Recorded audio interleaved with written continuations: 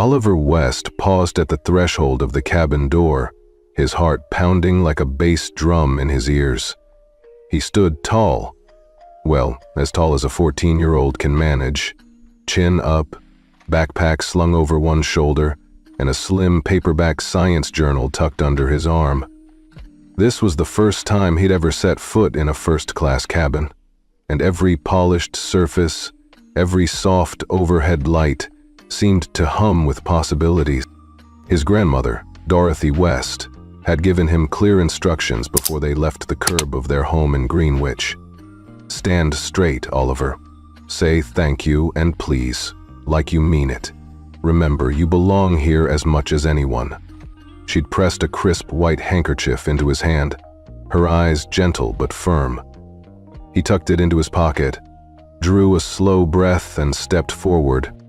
The flight attendant at the door, a friendly-faced woman with impeccable posture, greeted them with a nod. Oliver managed a tight-lipped smile, hardly daring to blink for fear he'd miss something. The gentle curve of the armrest, the gleaming cutlery laid out on the tray table, even the faint aroma of fresh linens. He inhaled, and it smelled like promise. Mrs. West followed him down the aisle, her own bearing unhurried and confident. She might have been in her late 60s, but she walked as though she owned every step she took. The other passengers glanced up, some with curiosity, some with polite oiliness, but none spoke. Oliver felt their gazes brush past him like waves, and he straightened his shoulders in response. He remembered his grandmother's quiet words, "When they stare, let your posture do the talking." They slid into seats 2A and 2B. As he settled in, Oliver caught his reflection in the polished armrest. Dark hair cut neatly, button-down shirt crisp, khaki pants sharp at the crease. He tugged at his collar, an unconscious habit, and tried to quell the flutter in his stomach. He told himself this was more than just a reward for his science scholarship. It was an affirmation of who he was, a 14-year-old kid who loved physics and coding, not someone's afterthought in a crowded airport terminal. The flight attendant returned with menus bound in leather. Oliver watched her hand menus to each adult passenger, conceptually skipping over his seat. He swallowed hard and looked at his grandmother. Dorothy's eyes met his, steady and kind.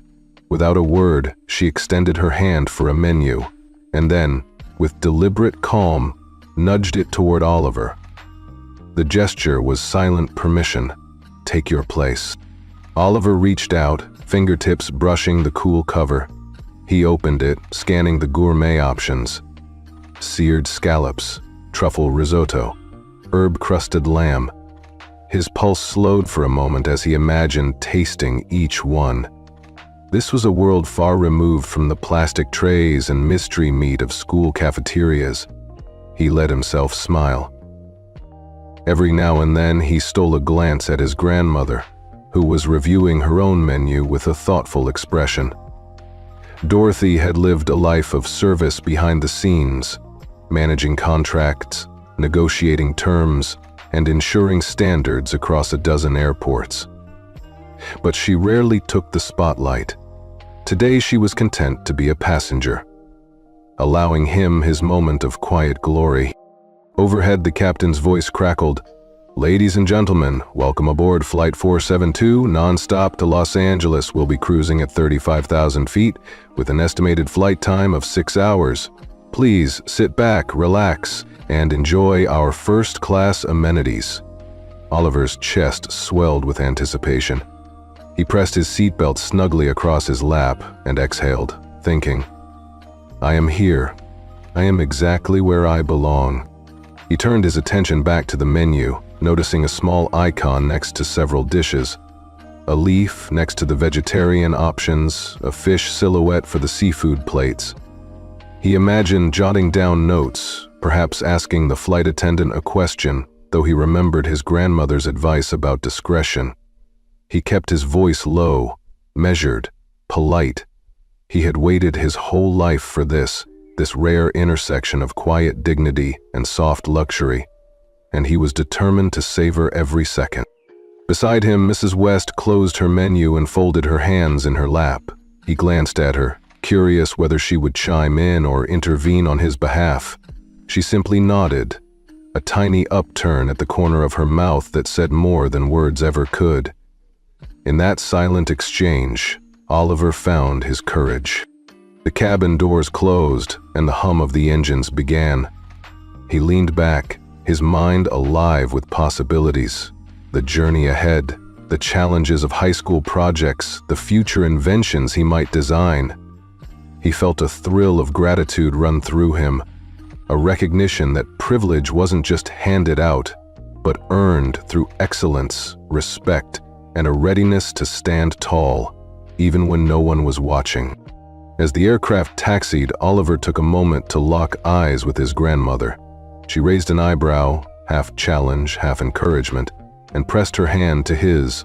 He squeezed back, understanding that whatever happened next, they were in this together. The cabin lights dimmed for takeoff. Oliver tucked his book of science puzzles into the seat back pocket, leaned his head against the plush headrest, and closed his eyes.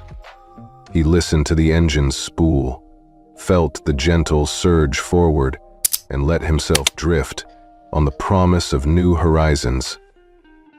A boy of 14, sitting straight in first class, poised to prove that respect isn't about age, background, or seat assignment. It's about knowing your worth and never settling for anything less than you deserve. Oliver West watched the flight attendant's back as she moved down the aisle, menus clutched in her gloved hands. He'd memorized every detail of that menu cover earlier. Its smooth leather finish, the embossed Liberty Sky logo, even the faint scratch near the spine where it had been handled 1,000 times. Now, as she passed row 2, she paused at every adult passenger, slid a menu into their hands, and smiled politely until she reached him. "Sir," Oliver said quietly, voice barely above a whisper. He kept his tone measured, respectful, exactly the way his grandmother had coached him. "Could I have a menu, please?" The flight attendant, a woman in her early 40s with neatly coiffed hair and a starched uniform, glanced down at his 14-year-old face. Her lips curved into a polite but dismissive smile. "I'm sorry, sir," she said, voice pitched just loud enough for nearby passengers to hear. "This is first class. Children don't need gourmet menus. We have a snack box in the back. Would you like one?" The words hung in the air like a weight. Oliver's stomach knotted, not because he was hungry, but because he felt the gaze of the entire cabin settle on him. A woman 2 rows back tapped her husband on the shoulder and whispered something that made him smirk. A businessman in the front corridor shook his head without looking up from his tablet. The flight attendant's words weren't just a refusal, they were a public declaration that Oliver didn't belong there. He nodded once, slow and deliberate, as though he understood. "Yes, thank you," he replied, voice steady. He turned back toward his grandmother, searching her eyes for guidance. Throughout this trip, Dorothy West had been his anchor. Her calm presence a constant reminder that dignity was not about force, but about grace under pressure. Mrs. West looked at him with a faint, reassuring smile and a slight lift of her chin. She had seen that look in his eyes before, a flash of hurt quickly hidden behind a mask of composure. He folded his hands in his lap, took a breath, and let it out in a controlled exhale. Whatever his grandmother's next move would be, he trusted her to carry it out with the precision and quiet power that defined the West family legacy. Behind him, Oliver heard the flight attendant speaking softly to her colleague, though he couldn't make out the words. He imagined her saying, "Kids these days," or "we can't spoil them." He pictured the small snack boxes waiting in the service cart, packaged in plastic, devoid of the elegance displayed on the menus he had hoped to peruse. Slowly, he surveyed his surroundings. The plush leather seats, the pristine silverware arranged like trophies, and the soft murmur of adult conversation, punctuated by the hum of the engines. He closed his eyes for a moment, picturing the cafeteria tray at school. Durable plastic, stainless steel utensils rattling against the tray's edges, fluorescent lights overhead. He'd spent countless lunch hours there, dreaming of a meal that tasted like more than cardboard and mystery meat. He let that memory ground him, letting the contrast sharpen his resolve. This humiliation would not define him. When he opened his eyes again, he caught sight of a fellow passenger shifting in her seat to film him on her phone. The screen glowed in the dimmed cabin light, a small rectangle capturing the moment.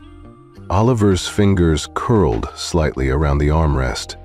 He knew that this clip would travel beyond these walls, perhaps even become part of a larger conversation about service, class, or, he dared not think it, race, but he kept his face impassive. He would not give her the satisfaction of seeing him crumble. The flight attendant returned with a plastic snack box in her hand. She offered it to him with a brief nod. Oliver accepted it, placed it gently on his tray table, and managed a quiet, "Thank you." His tone was polite, but beneath it lay a quiet fire, an ember of hurt that refused to be snuffed out by condescension. He tore open the wrapper of the snack box and found a small cluster of grapes, a packet of salted crackers, and a miniature bottle of apple juice. It was hardly the Wagyu beef tartare he'd seen listed on the adult menu, but he took a bite of a grape, savoring its crisp sweetness anyway. He reminded himself that food was fuel, but respect was everything. And right now, respect was what he had been denied. Oliver glanced over at his grandmother. Dorothy sat upright, her expression unreadable. She had already noted the flight attendant's name, Tracy Malloy, and the aircraft type on her tablet. Her fingers tapped out a message, too quick for Oliver to see, but he trusted that she was at work behind the scenes. He felt a twinge of pride. He wasn't alone. Around him, the mood in the cabin shifted. A woman whispered to her partner, "Did you see how she treated that boy?" The man frowned, eyes lingering on Oliver's snack box. A few seats ahead, another passenger, young, probably in his 20s, put down his Kindle and watched quietly, lips pressed into a tight line. The sudden stillness felt like solidarity, as though the entire cabin had taken a collective breath in Oliver's defense. He took another grape, chewing slowly, keeping his posture straight. He thought, let them think what they want. He wasn't just any 14-year-old. He was Oliver West, science scholar, grandson of Dorothy West, and someone who had been taught to stand his ground without raising his voice. He closed his eyes again, ears attuned to the soft click of camera shutters and the distant whir of beverage carts. He could feel the story spreading, an unseen ripple moving through the cabin and beyond. Soon, the flight attendant moved on to the next row, offering gourmet menus to everyone except those she deemed children. Oliver didn't watch her. He watched his grandmother, who had leaned back in her seat, eyes closed as though resting, but with a tension in her jaw that spoke volumes. He knew she was waiting for the right moment. Every second that ticked by, he felt his own resolve hardening. When silence settled in the cabin, punctuated only by the soft lull of the engines, Oliver folded his napkin neatly and tucked it beside his snack box. He would not speak up now. That would be too obvious. He would wait as he had been taught and let silence do its work. Because the strongest statements are often the quietest, and often the hardest to ignore. And as the plane climbed toward cruising altitude, Oliver sat straight, hands folded, eyes forward, embodying calmness under fire. He was ready for whatever came next, ready to sit in the stillness until the moment his grandmother chose to rewrite the rules. Tracy Malloy glided down the aisle with the easy confidence of someone who'd spent over a decade tending to first-class cabins. She was the senior flight attendant on Flight 4722, a supervisor entrusted not just with safety but with upholding the airline's image. Her uniform was immaculate. Crisp white blouse, navy blazer with gold stripes at the cuffs, and a perfectly knotted silk scarf that fluttered just slightly as she moved. Her hair, pinned into a precise chignon, framed a face that could have been carved from marble. Beautiful, composed, but utterly unapproachable. As Tracy approached row 2, she exchanged a few curt nods with her junior attendants. Her eyes, cool and assessing, swept over each passenger before landing on Oliver West. He was sitting perfectly still, tiny plastic snack box in hand, and for a moment Tracy paused, as though sizing up a stray animal that had wandered into a lion's den. She tapped her clipboard, an official roster of service standards, and made a note. In her mind, she was doing more than enforcing policy. She was preserving order and professionalism. "Oliver?" she said, glancing at him by name, as if recalling a minor detail in a dossier. "I trust the snack box is sufficient?" Her tone was polite but carried an unmistakable edge, a reminder that she controlled every morsel in this cabin. She leaned in slightly, her voice dropping so the passengers directly behind could hear, "We don't offer gourmet meals to children. It's our policy." Across the cabin, a ripple of murmured agreement broke out, some passengers nodding, others smirking. Tracy straightened and gave a small, satisfied nod. She was well aware that a flight attendant's authority in first class ran deep. She'd been through Liberty Sky's strict training program. Weeks of classes on etiquette, corporate branding, and crisis management. She'd learned how to read passengers' body language, how to anticipate their needs, and how to put anyone in their place when they stepped out of line. Oliver's stomach twisted, but he kept his face steady. He remembered what his grandmother had taught him. Dignity under pressure speaks louder than any protest. Still, every time Tracy's heels clicked on the aisle floor, his heart lurched. He watched as she signaled for a fresh bottle of sparkling water, then turned her attention back to him, as though he were a troublesome child rather than a young man quietly asserting his right to be here. Behind Tracy, a junior attendant fetched a snack trolley and began clearing away empty coffee cups. Tracy took her time inspecting the work, her gaze drifting back to Oliver as if ensuring the message had landed. Then she pivoted on one heel, returning to the front of the cabin with the faintest touch of triumph in her stride. Triumph in the knowledge that she'd reminded everyone who had the real power here. As the engines hummed steadily, Oliver exhaled slowly and closed his eyes for a moment. He felt a swell of anger but contained it, focusing instead on the quiet determination inside. He wasn't just sitting in first class, he was sitting tall in first class, knowing that respect wasn't dictated by age or by someone else's arbitrary rules. When he opened his eyes, Tracy was already directing her team to move on, to the next row, to the next set of unwitting victims, and Oliver allowed himself a single thought. She thinks she's in charge, but she hasn't met my grandma yet. Tracy Malloy returned to Oliver's row with the measured confidence of someone who knows exactly what she's doing. She'd already made her point once, denying him the first-class menu, but now she was back for the coup de grace. The overhead lights gleamed off her perfectly polished name badge as she walked past seat after seat of silent, watching passengers. When she reached 2A, her lips curved into a polite smile that didn't. "Sweetie," she began, louder than before, "I told you we don't serve those fancy meals to children. You'll spill truffle oil all over the carpets." Her tone was that of a teacher reprimanding a misbehaving student, except this was more akin to a royal decree. She tapped the laminated safety card in her hand as if the rule was immovable law. "Here," she added, producing a small pre-packaged snack bag. "This is what you get." The cabin grew uncomfortably quiet.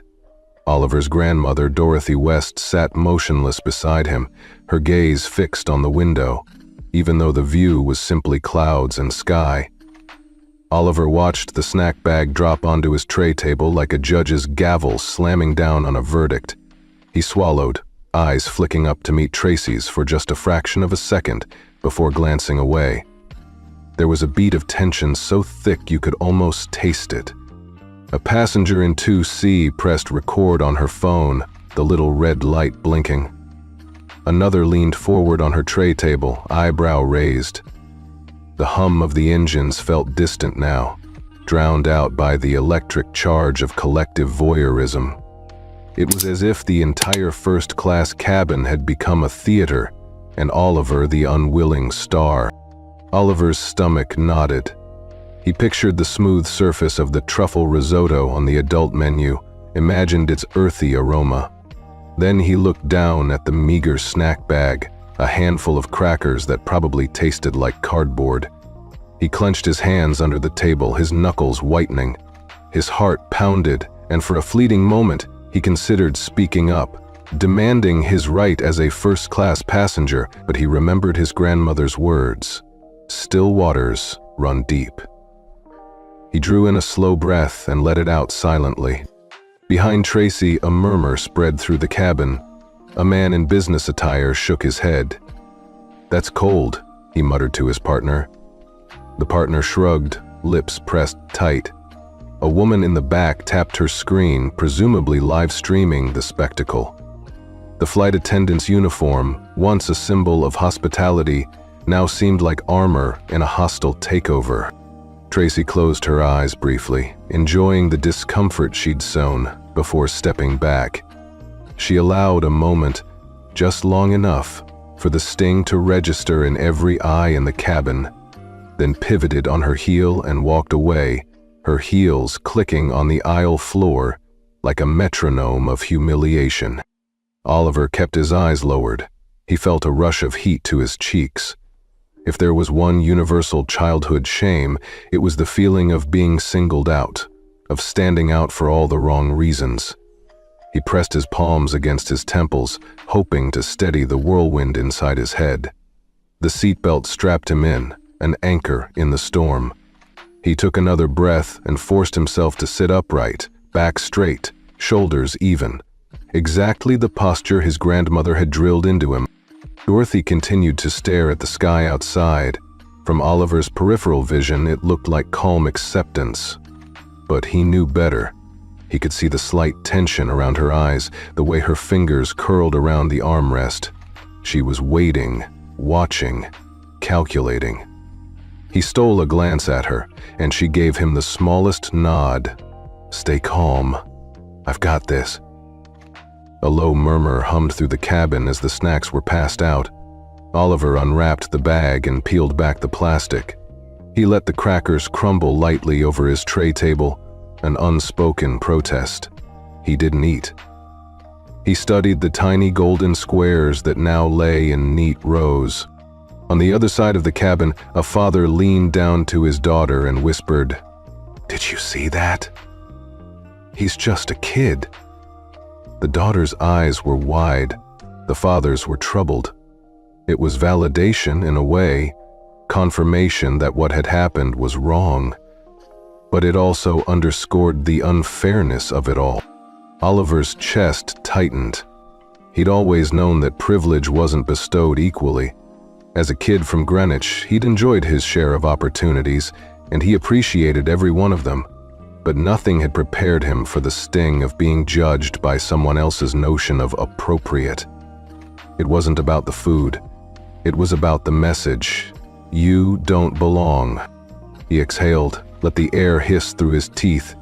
He sat in silence, his gaze growing distant, thoughtful.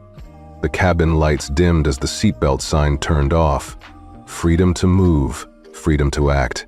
But Oliver remained still. He was more dangerous that way. Silent, observing, refusing to give his tormentor the satisfaction of a reaction. His grandmother's lesson echoed. Strength isn't always loud. Meanwhile, Tracy returned to the service station at the front, offering the adult menus with extra flourish. She smoothed her skirt, adjusted her badge, and leaned against the counter, crossing her arms. From her vantage point, she watched the cabin, her expression smug. She'd proven her point. She'd asserted her authority. She didn't notice the subtle shift in the cabin's energy, the way cameras flicked on, the way whispers grew into a soft chorus of disapproval. Oliver retrieved his paper napkin and draped it neatly beside his tray. He toyed with the corner, folding it into a small square. Then he placed it back exactly where it belonged. It was a tiny act of control in an otherwise powerless moment. He spotted the woman in 2C glancing at her phone, mouth parted slightly. He wondered if she'd share the video and how far it might go. In that moment, he realized that humiliation could be weaponized, but so could the truth. If she broadcast this, if the clip found an audience hungry for injustice, then something larger would shift. That thought steadied him. Tracy barked a quick instruction to her junior attendant and then turned her back on the cabin entirely. Oliver allowed himself a small, private smile. The real show was about to begin, and it wasn't happening under that uniformed veneer. It was hidden, quiet, and it would come soon enough. He leaned back into his seat, arms resting gently on the armrests, and closed his eyes. He could feel the pressure of every gaze, every camera lens, but he stayed still. He was saving his voice and his power for the moment that truly mattered, because he wasn't just a boy with crackers in a snack box. He was a West. And in silence, storms gather. And somewhere deep inside, Alia felt the first tremor of change, a promise that this wasn't the end. It was the moment before everything turned. Oliver shifted in his seat as a ripple of hushed laughter swept through the cabin. He'd barely picked at the crackers in his snack box when a man 2 rows back cleared his throat loudly and muttered, "They really let anyone into first class these days, huh?" His companion chuckled, eyes never leaving Oliver's face. A woman seated next to them turned to her husband, one eyebrow raised. "Must have been a comp," she whispered, as though sharing insider gossip. "You know how airlines give out free upgrades." Oliver's fingers crept to his collar, adjusting his tie for the 3rd time in as many minutes. The leather armrest beneath his elbow felt suddenly too smooth, too conspicuous. His cheeks flamed.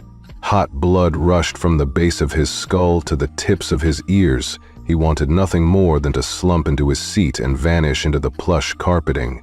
But when he dared to glance across at his grandmother, Dorothy West sat perfectly still, as composed as a marble statue with a soft silk scarf draped around her neck. Her gaze met his, steady and unblinking, and he drew in a slow breath. "I belong here," he told himself, repeating the mantra Dorothy had instilled in him since childhood. "I belong here." That thought, simple yet fierce, tugged at his spine and forced him to lift his chin.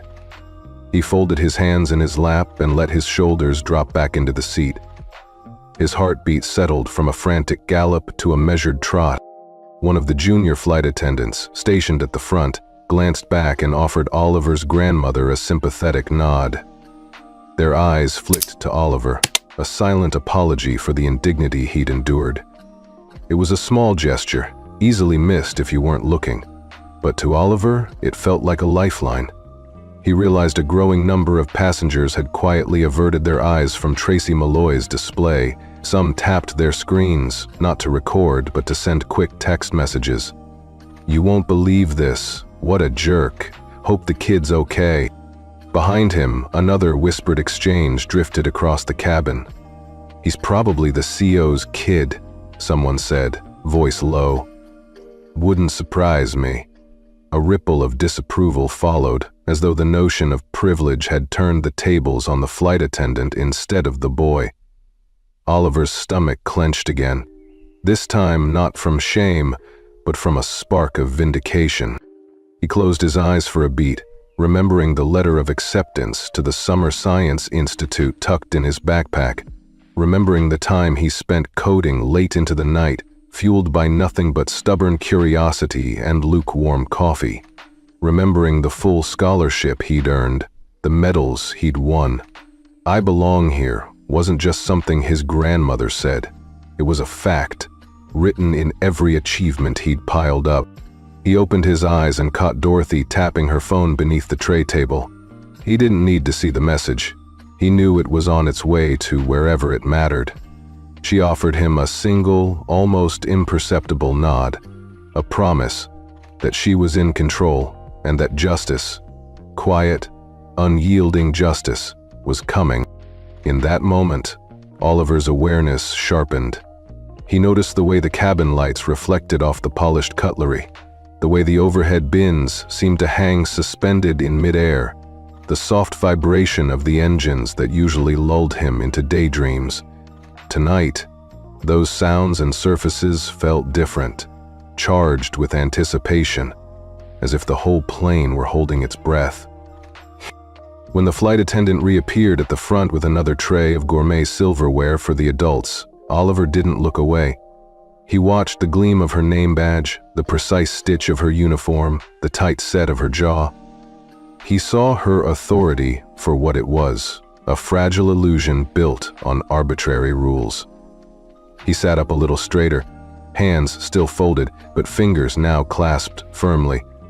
A hush settled in the cabin as people resumed whatever pretense of normal they could muster. Some closed their menus, others tucked them under their armrests. A young woman in the row ahead bit her lip, her eyes brimming with empathy. An older gentleman folded his newspaper slowly, giving Oliver's grandmother a silent salute, a nod of respect, solidarity. Oliver felt a chill run down his spine, not one of fear, but of possibility. Across from him, a mother whispered something to her child, pointing discreetly toward Tracy's station.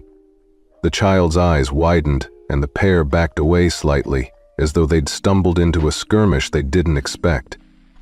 That tiny moment of collective discomfort underlined the fragility of any single person's power when confronted by principle. Oliver leaned back, letting the faint hum of the cabin wash over him. He closed his eyes and envisioned the next steps. His grandmother's message reaching the control tower, the hush that would follow in the operations center, the series of silent dominoes ready to fall. He felt a calm certainty settle in his chest. He was a boy sitting in first class, yes, but he was also the grandson of the woman who held the levers of an entire aviation network. He caught Dorothy's eye one more time. She offered him a tiny, approving smile. No words were exchanged. There was no need. He knew that her next move would be decisive, and he trusted her implicitly. He let his shoulders relax fully, trusting that dignity and silence in tandem could cut deeper than any outburst. A flick of light signaled the flight attendant preparing to serve.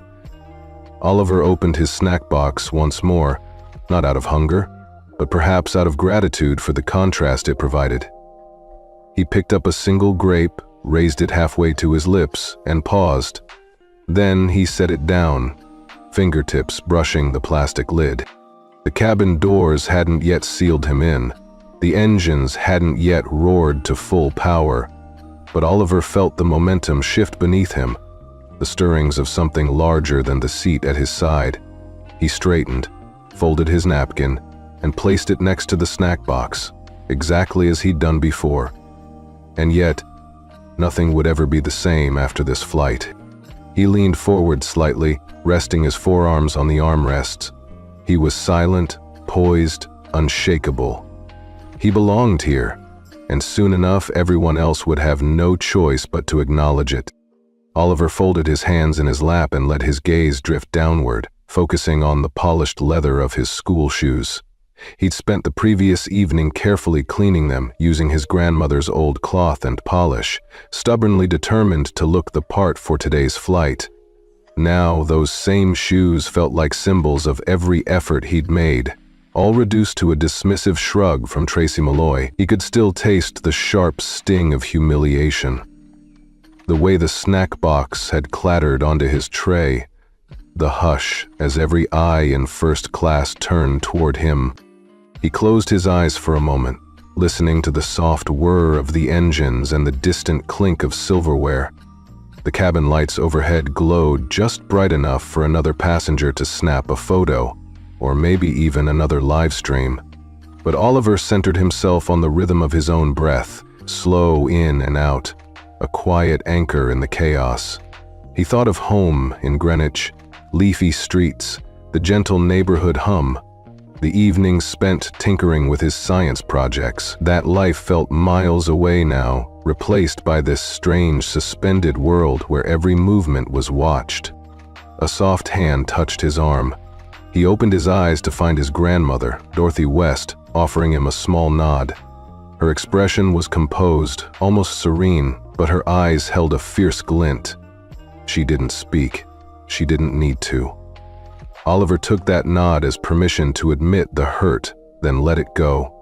He pressed his palms gently against his thighs, shoving down the urge to clench his fists. Instead, he pictured the lessons she'd taught him over the years. You don't shout when someone steps on your toes. You stand your ground and let them stumble over their own mistakes. He raised his chin, focusing on a point just beyond the flight attendant's station. It wasn't defiance, exactly. It was the resolve that comes when you choose dignity over drama. He'd practiced this stance with his grandmother countless times in the study at home, where she'd guided him through the art of silent power. Straight back, squared shoulders, calm eyes. He felt the solidity of his own body, a reminder that respect was something you commanded, not begged for. A hush passed through the cabin as the snack boxes were cleared and fresh glasses of water were offered to the adults. Oliver noticed the flight attendant's back stiffen as she walked away.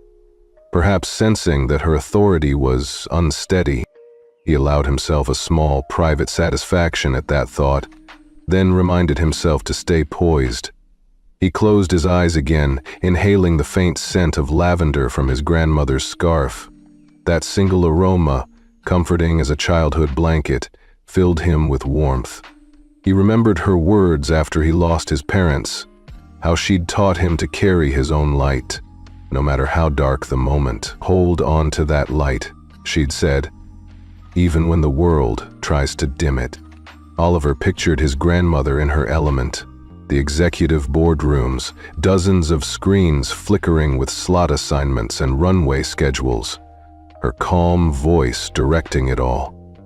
He imagined how, at any moment, she could reroute entire flights with a single call. That thought steadied him more than anything else, knowing that the woman beside him held more quiet power than any public tantrum could muster. He opened his eyes and surveyed the cabin one more time. A few passengers exchanged sympathetic glances. A couple tapped out quick messages on their phones, no doubt sharing the moment with friends. He saw the junior flight attendant avoid Tracy's glare, her hands trembling slightly as she passed menus along. Even that small tremor spoke volumes. The unspoken tension that comes when people know they're watching something wrong. Drawing in another breath, Oliver let gratitude wash over the sting of shame. Gratitude for the privilege of this journey, for the chance to learn and grow, and most of all, for the unwavering presence of Dorothy West. He felt a renewed sense of purpose settle in his chest. This was not just about being served a meal. It was about demanding recognition of his worth in every arena of life. He glanced at the message notification briefly, lighting up his grandmother's tablet screen. "Protocol ready," it read. She tucked the tablet back into her briefcase, and Oliver could almost hear the gears turning behind her calm exterior. He reached out and gave her hand a gentle squeeze. She met his gaze again, that same nod of silent solidarity. The seatbelt sign chimed off and the cabin lights dimmed slightly, signaling permission to move. But Oliver remained seated, still as a statue, embodying the tranquility he'd cultivated. He didn't need to be the first to speak or act. He would wait for the moment his grandmother deemed right. In that time, his quiet strength would speak louder than any shout. As he leaned back, Oliver allowed his shoulders to relax fully. The moment of deepest hurt had passed, replaced by a calm determination unlike anything he'd felt before. He wasn't just a boy in first class. He was Oliver West, grandson of the woman who controlled 12 major airports, a young man who had learned that silence and poise could build storms. Closing his eyes one final time, he let the engine's murmur lull him into readiness. He was ready. Ready for whatever came next, and sure that, when the time came, he'd be sitting perfectly still, exuding the quiet power of the West legacy. Oliver felt the faint vibration in his grandmother's lap as the tablet on her knee buzzed. He glanced at her, eyes wide under the soft first-class lighting. Dorothy West's fingers hovered over the screen, then tapped once. The display changed. Charter 12 protocol activated, Liberty Sky suspended at all 12 NAAO airports. Charter signature required in 24 hours or access revoked permanently. Gasps rippled through the cabin. A flight attendant glanced at the screen over Dorothy's shoulder, then whispered to a colleague. Nearby passengers exchanged curious glances, their phones lighting up with news alerts. Oliver kept his face calm, but inside, his heart thumped with a mix of awe and pride. He knew every second counted now. Across the country, the NAAO Operations Center erupted into motion. Dozens of large monitors blinked red with Liberty Sky's logo crossed out. A terse bulletin scrolled. Effective immediately, Liberty Sky Airlines is prohibited from using runways, gates, and ground services at JFK, LAX, O'Hare, DFW, ATL, SEA, BOS, MIA, DNS, SFO, LAS, and IAD. All other carriers must affirm acceptance of the national passenger charter within 24 hours to maintain access. Analysts and air traffic controllers stared at their screens in stunned silence. A senior NAAO director cleared her throat, tapped her earpiece, and announced, "Notify all airports. Issue statement at once." Within moments, push alerts pinged into inboxes at every major airline's operations hub. Back in Liberty Sky's gleaming headquarters, the mood was immediate panic. In the main control room, wall-to-wall screens showed slot-denied alerts cascading down lists of flights bound for the affected hubs. The operations manager, mid-30s and usually unflappable, paced in front of a bank of terminals. Beneath a silent neon logo, technicians frantically refreshed maps that now glowed with red X's. Grown men in crisp suits whispered urgent questions. "Can we appeal? How long until this reverses?" No one had answers. Upstairs, the CEO's private office door swung open.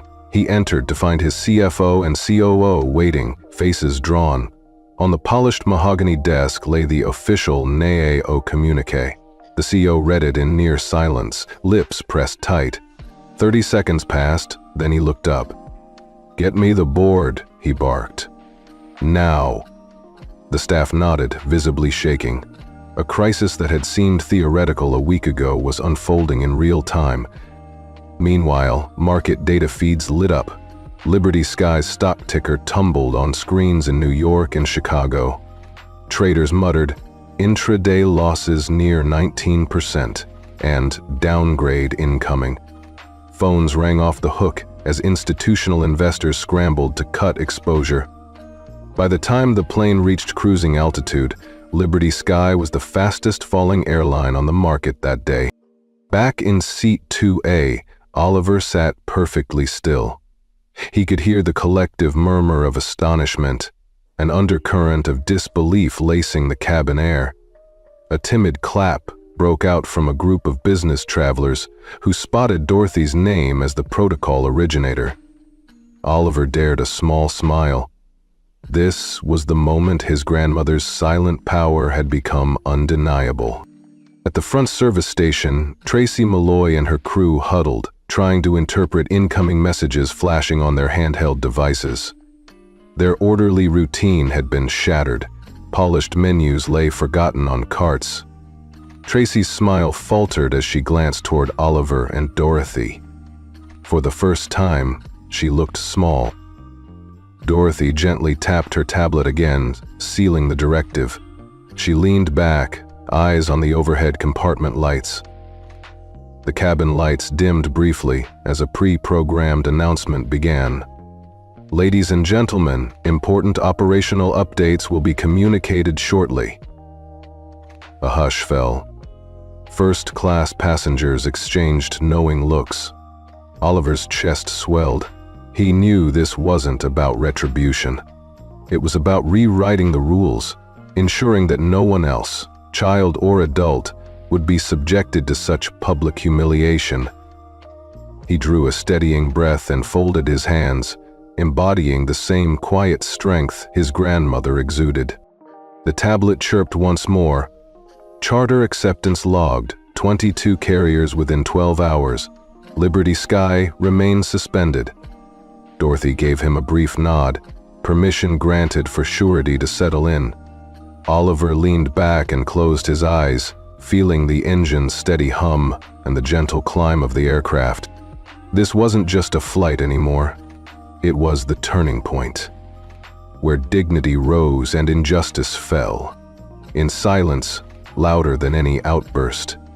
And as the plane soared toward Los Angeles, Oliver West sat in first class, content in the knowledge that the silent storm had only just begun.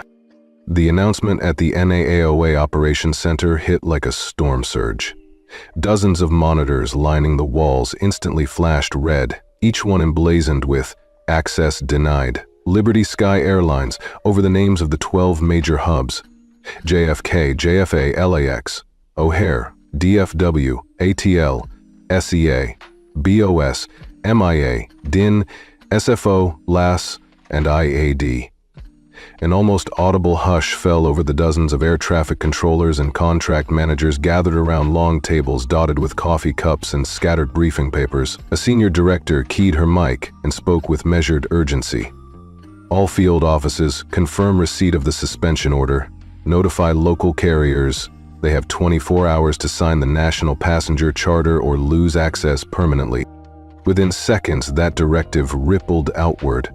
Push alerts pinged onto the smartphones of airline executives in Chicago, New York, and Dallas. Emails arrived in ops managers' inboxes from coast to coast. Somewhere in a Delta briefing room, a chief operations officer tapped out a rapid reply: "Charter acceptance confirmed. Standing by for contract." Less than 2 minutes later, United's legal team faxed back a signed copy of the charter, and Southwest's CEO acknowledged the new rules in a terse memo. Meanwhile, Liberty Sky's account managers stared at their blank inbox. No acceptance, just a flood of error messages. Back at Liberty Sky's gleaming downtown headquarters, the mood cracked open like a shattered windshield.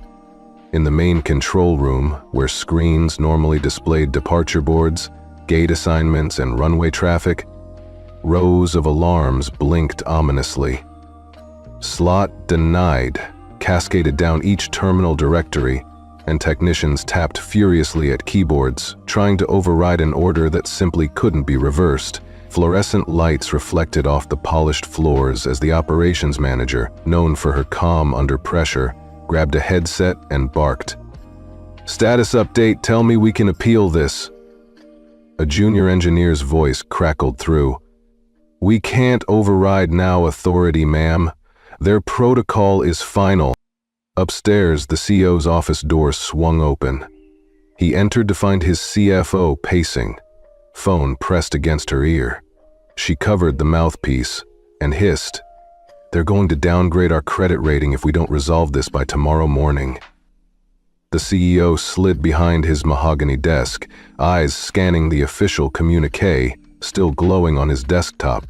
Immediate suspension of all Liberty Sky operations at 12 major airports, effective now. Charter acceptance required within 24 hours or permanent revocation. He pressed a button on his phone. "Get the board on an emergency call. Now." Within minutes, the Liberty Sky board convened via video link. Faces appeared in small windows. Investors in London, executives in Miami, legal counsel in Seattle. A murmur of disbelief filled the virtual room as the CEO summarized the crisis. One after another, board members voiced urgent questions. Can we negotiate a waiver? What about customer compensation? How do we contain the PR fallout? No one had a ready answer, and the silence that followed was deafening. By mid-afternoon, the fallout reached Wall Street. Trading floors erupted as Liberty Sky's ticker plunged. Screens scrolled headlines. Liberty Sky stock tumbles 19% intraday after NAAO suspension. Investors warn of severe cash flow disruption.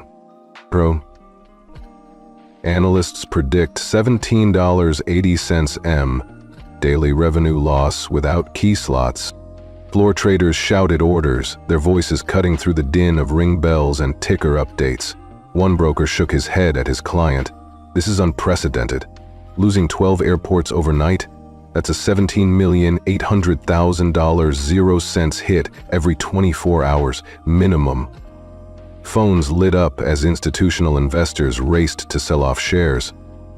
The CEO's face, frozen on a financial news broadcast, looked up from talking points that now rang hollow.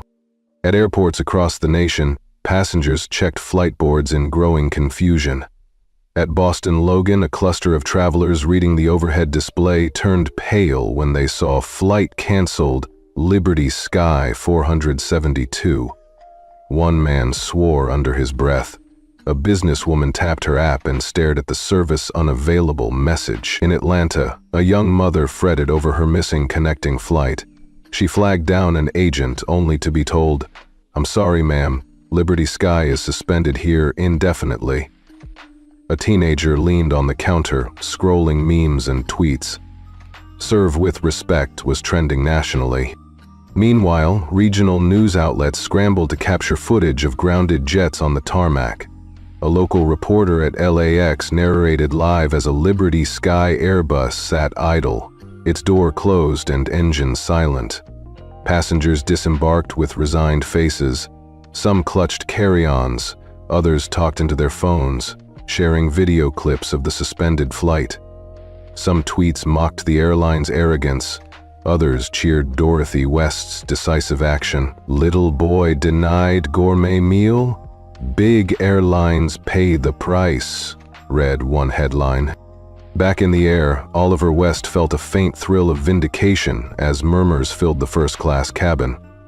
He watched fellow passengers reading news on tablets and phones, their eyebrows lifting as they absorbed the magnitude of the suspension. A woman in row 3 tapped the screen and whispered to her friend, "I can't believe it.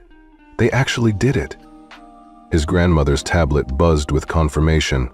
22 carriers had already signed the charter.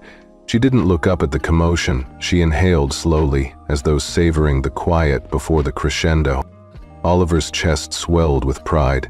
The tension that had gripped him, all the humiliation, all the restraint, had rippled outward into something far bigger than his own discomfort. He thought of the NAAO's guiding principle: respect is not earned by rules alone, but by actions when no one is watching. He sat straighter, folding his hands in his lap, and felt the power of silent justice settle around him like a shield. As the cabin lights dimmed for the dinner service, now served only to the few guests who'd signed the new charter, Oliver closed his eyes and reflected. This wasn't vengeance. It was recalibration. The airline world had been jolted into accountability not by headlines alone, but by a single unspoken message. Treat every passenger with dignity, or lose everything. And in that moment, high above the clouds, Oliver understood the greatest lesson of all. Quiet resolve can trigger the loudest revolution. Tracy Malloy's heart was still pounding when the cabin door hissed open at LAX. She'd just finished her final tray pickup. Tray tables cleared, trash stowed, and signature "Thank you for flying Liberty Sky" murmured to the last passenger. Now, as she stepped onto the jet bridge, 2 stern-faced ground staff flanked her. "Miss Malloy, please come with us," one of them said, his voice low and urgent. There was no warmth in his tone, only the clipped efficiency that comes when someone knows they carry bad news. Tracy swallowed, nodding. She squared her shoulders, plastered on a professional smile, and followed them into the bustling terminal. Her phone buzzed in her jacket pocket. She pulled it out. Over 200 missed calls, dozens of texts. The first unopened notification was a news alert. Viral video. Flight attendant denies first-class meal to child. Liberty Sky reels.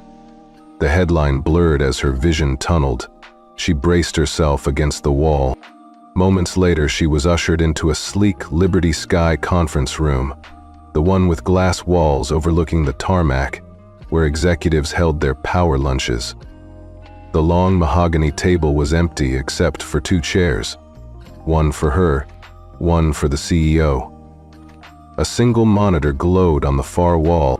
"Sit," commanded a voice. Tracy turned to see her manager, Marisol Chen, already seated. Marisol's face was a mask, cool and unreadable, but her eyes were dark with disappointment. Tracy eased into the chair, trembling ever so slightly. She placed her polished uniform cap on her lap, smoothing the creases in her skirt. The door clicked shut behind her. Marisol tapped a remote. The monitor flickered and then filled with the 43-second clip. Tracy's crisp, "Kids don't need gourmet menus" line, Oliver's small snack box, and the boy's wide, hurt eyes as he turned away. The footage was sharp, every passenger's reaction, every moment of the flight attendant's authority in full display. Beneath the video, a ticker scrolled. 4.2 M views in 7 hours. Serve with respect, trending nationwide. Tracy felt her stomach twist. She'd seen viral clips before, celebrity meltdowns, airline mishaps, but never of her. Never of herself. She swallowed hard, but her throat felt dry. Marisol clicked off the video. She faced Tracy with a cool clarity. "Do you know who that boy is?" Tracy's chest tightened. She summoned a puzzled look. I served a snack box, but he's not just any passenger," Marisol said, voice soft but cutting. "He's Oliver West. His grandmother is Dorothy West, the chairperson of the National Aviation Access Organization." Marisol let that sink in, emphasis on every word. "The same NAAO that handles contracts for 12 of our busiest airports." Tracy's fingers went numb. Dorothy West. The name alone could freeze an executive's blood. She'd heard rumors of West's quiet influence, how a single directive could reroute hundreds of flights, ground fleets, and cost airlines millions. She'd never believed the stories. Until now. Marisol leaned forward. "Liberty Sky has lost access to those airports, effective immediately." She glanced at a tablet on the table, where the Charter 12 protocol mandate blinked in red. Revenue loss is projected at $17,800,000, 0 cents per day. Our stock has plummeted nearly 19%. Our PR team is in freefall. Legal wants to file an immediate injunction to reinstate access, if that's even possible. Tracy blinked as if emerging from water. "But I was following policy." Her voice felt small. "I was enforcing the dress code." Marisol's eyes flared. "That dress code doesn't exist. You improvised. Publicly, during peak boarding, in first class. You humiliated a minor, on video, for the world to see." Tracy shook her head, desperation creeping into her tone. I didn't realize who he was. I thought it was standard procedure. And now we're paying for it," Marisol said, pressing her palms flat on the table. "I'm sorry, Tracy. This is a career-ending incident." Tracy's mouth went dry. The word career echoed in her mind. For 15 years, she'd built her reputation on poise, on knowing exactly how to manage every cabin situation. Now, it was slipping through her fingers like sand. A knock at the door interrupted them. A junior HR officer entered, holding a manila envelope. She set it on the table before Tracy. The CEO, a tall, lean man with silvering hair, stood in the doorway. His eyes were unreadable as he watched Tracy. Without a word, he nodded to the HR officer, who slipped away. The CEO strode to the table and opened the envelope. Inside was an official letter. Immediate suspension for conduct unbecoming an airline representative. Tracy stared at it as though it were written in a foreign language. The CEO cleared his throat. "This was your decision," he said quietly, voice even. "You created a moment we can't unsee. Our customers won't forget, and our partners won't forgive. I've signed this. Effective now, you are relieved of duty pending our internal review. Your name will appear on the airline's ethics watch list, which we share with other carriers." Tracy lifted her gaze, tears pricking at her eyes. "Am I fired?" The question felt absurd, hopeless, like asking if the sun would rise tomorrow. The CEO's lips curved downward. "Yes."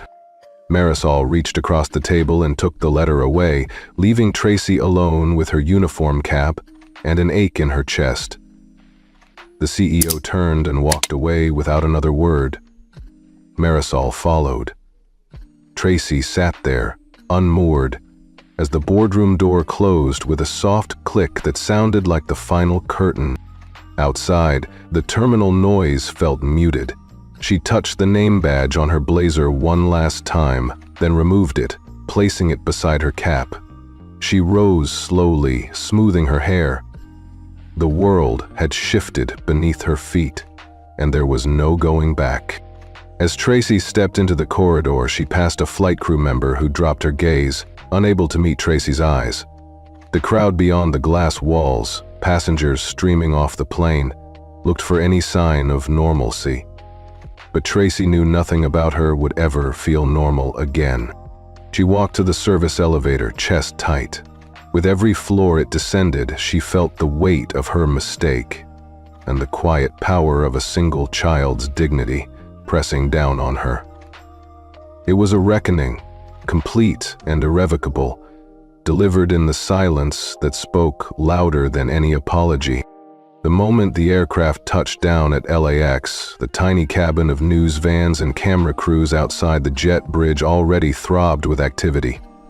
By the time Oliver West and his grandmother descended the air stair, local affiliates were rolling footage of the first-class cabin. Oliver, seated perfectly erect, cheeks still faintly flushed, hands folded on his lap, a voiceover intoned. "Flight attendant denies gourmet meal to 14-year-old in first class. Airline suspended at 12 major airports." Back home, cable news channels cut into their afternoon programming.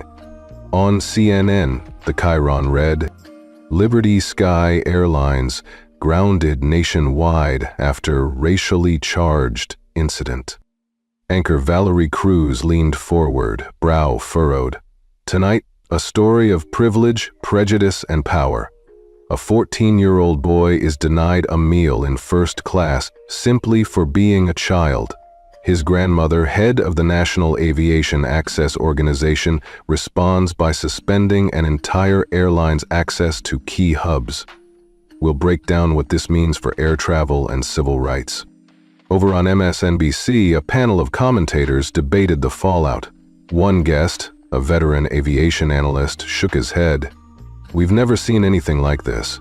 Airlines operate on razor-thin margins. Losing 12 airports overnight could cost Liberty Sky nearly $18 million per day. But the bigger story is this boy's dignity and the industry's reckoning with systemic bias." Across the internet, the hashtag #ServeWithRespect surged. Twitter lit up as users shared the 43-second clip. Tracy Malloy's smooth refusal, Oliver's unflinching calm, and the snack box delivered in place of a gourmet menu. Retweets exploded, parents expressed outrage, tech executives praised Dorothy's decisive action, and thousands simply wrote, Give that boy his seat."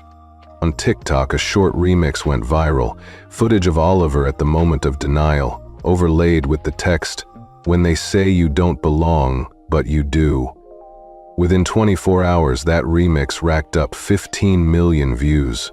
Teenagers across the country recorded themselves holding up pretzel bags in solidarity, captioned, "If he gets a pretzel, we all do." The trend even inspired a fundraiser for a youth scholarship in Oliver's name. Within hours, it had raised over $200,000, 0 cents. Bloggers chimed in with think pieces.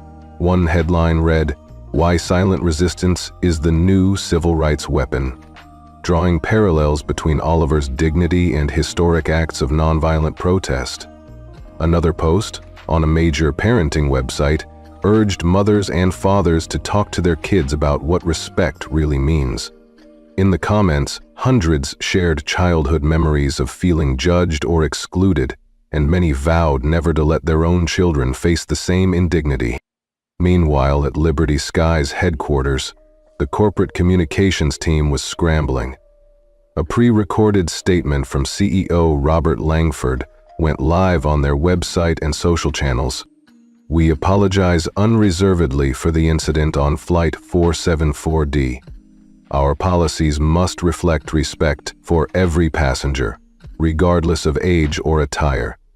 We are reviewing training protocols and committing to diversity and inclusion workshops for all staff." But it was too little, too late. News outlets pointed out that every other major carrier had already signed the new national passenger charter. Liberty Sky remained the lone holdout. A banner on their own apology page read, "We've heard you," but underneath, a scrolling ticker still displayed, "Access denied, all 12 airports." On passenger forums and travel industry podcasts, analysts debated whether Liberty Sky could recover. "They've become synonymous with bias," one host commented. In travel, perception is everything. When your brand becomes the story for discrimination, loyalty evaporates. Frequent flyers began swapping tips on where to reroute connections and how to avoid the scandal-plagued airline. But not everyone lauded Dorothy West's move. A handful of op-eds accused her of abusing power, arguing that no one individual should have the authority to ground an entire airline. Online, critics labeled her action unchecked corporate vengeance.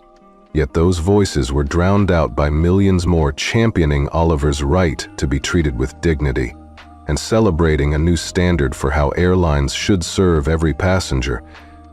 Inside a quiet VIP lounge at LAX, Oliver sat at a low table, a cup of herbal tea in front of him. He fingered the stem of the glass, watching steam spiral upward. For the first time since boarding, he allowed himself to relax. His grandmother sat beside him, reading a printout of trending news alerts.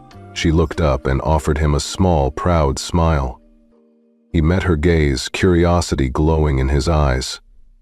"Do you think they're listening now?" he asked softly. Dorothy set aside the printout and folded her hands. "I believe they can't ignore it any longer," she said, voice calm but firm. "This isn't just about one airline. It's about changing an entire culture." Oliver nodded, absorbing the gravity of the moment. He thought back to the cafeteria trays of his middle school and the countless times he'd felt out of place. Now, in this sleek lounge overlooking the runway, he felt seen, truly seen, for the first time. A news alert pinged on Dorothy's phone. She checked it and then stood, extending a hand to Oliver. "Shall we go?" she asked. He rose, squared his shoulders, and followed her toward the exit. As they walked past a cluster of reporters, cameras clicked eagerly. Oliver stayed silent, head held high, embodying the quiet resolve that had started this revolution. On the screens above the terminal gates, "Serve with respect" scrolled alongside flight departures. Travelers paused to read, nodding in approval before continuing on their way. In that moment, Oliver realized that respect, once denied, could never be taken away again. And as he and his grandmother stepped into the stream of passengers, they did so not just as individuals, but as heralds of a new era in aviation. One where dignity commands its own seat in first class. Dorothy West stepped up to the lectern in the Grand Hall of the International Aviation Forum, its arched ceiling and rows of polished seats filled with airline executives, regulators, and media. A hush fell as she adjusted the microphone, her posture calm and poised, exactly the way she'd taught Oliver to carry himself. She looked out over the audience, her silver hair pulled back in a simple knot, and for a moment, the world seemed to still. "Ladies and gentlemen," she began, her voice steady but warm, "we teach children to remain silent when they are humiliated. We tell them to be polite, to swallow their pain, to keep their heads down. But we have never taught those of us in positions of power the same lesson. The responsibility to speak up, to own our mistakes, to ensure dignity for every passenger, no matter their age, attire, or background." A murmur rippled through the crowd. Dorothy paused, letting the idea sink in. She continued, "Today, we redefine that responsibility. From this moment forward, any act of discrimination in our cabins is not merely a lapse in courtesy, it is a breach of trust that will be met with transparent accountability. Every report will be public, every investigation clear, and every airline held to the highest standard of respect." She glanced to the side, catching Oliver's eye as he sat among invited families in the front row. He offered her a small, confident nod.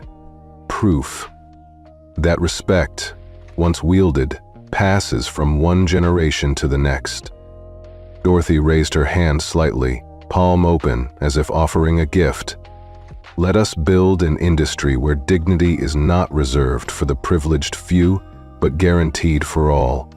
Let every child know they belong in first class as surely as any CEO. And let every adult understand that power without empathy is power wasted." When she finished, the room remained silent for a heartbeat, then rose as one. Applause thundered through the hall, a standing ovation that carried beyond the rafters.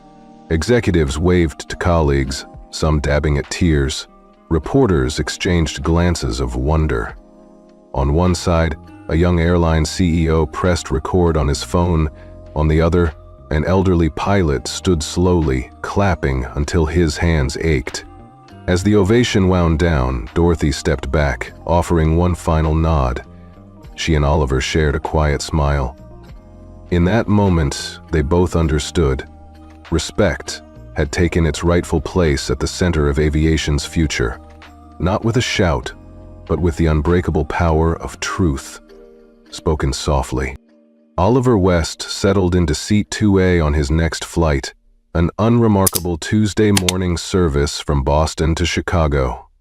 But this time, everything felt different. The cabin lights were bright, the overhead bins closed neatly, and the hum of the engines carried a new sense of purpose. He glanced across the aisle. Every passenger from rows 1 through 4 looked relaxed, chatting freely with flight attendants who moved down the aisle with genuine warmth. A familiar face appeared at his side, a young attendant, the one who had stood quietly by when Tracy Malloy condemned him to that snack box. Today she approached with a genuine smile and extended a leather-bound menu. "Good morning, Mr. West," she said, voice warm. "May I offer you today's first-class selections?" Oliver's chest swelled. He took the menu, fingertips brushing the embossed airline logo, and managed a quiet, "Thank you." He looked up at his grandmother, Dorothy West, still composed, still dignified, but now there was something almost playful in her eyes. She simply inclined her head, as though to say, "You earned this." He opened the menu to find the same gourmet choices he'd once only dreamed of. Wild mushroom ravioli, citrus-glazed duck breast, and an artisanal cheese plate. He traced the descriptions with his eyes and let himself feel gratitude for the privilege of choice. No longer a mere spectator, but a welcomed guest. Across the cabin, the atmosphere felt light. A mother leaned over to help her young daughter read the menu. A businessman raised his glass in a silent toast to his partner. A couple in the back laughed softly at something the attendant had said. Even the junior flight attendants moved with an air of genuine pride, offering water refills and extra pillows without the slightest hesitation. Oliver closed the menu and placed it gently on his tray. He looked out the window at the runway below, sun glinting off the tarmac. Memories of the last flight, the public humiliation, the hushed cabin, the snack box, replayed for a moment, but each image felt distant now. He took a steadying breath and straightened his back, just as his grandmother had taught him. Beside him, Dorothy folded her hands in her lap and observed the cabin with satisfaction.